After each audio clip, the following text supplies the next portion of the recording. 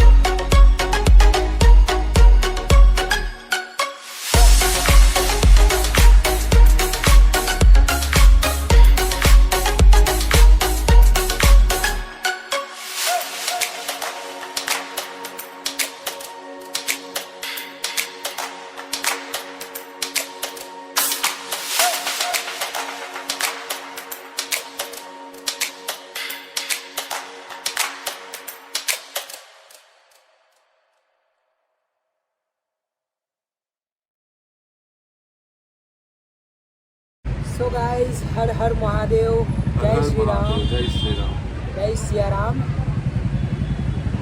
તો મિત્રો અમે અત્યારે છે વડોદરામાં, એટલે વડોદરાના જ છે એમ તો અમે.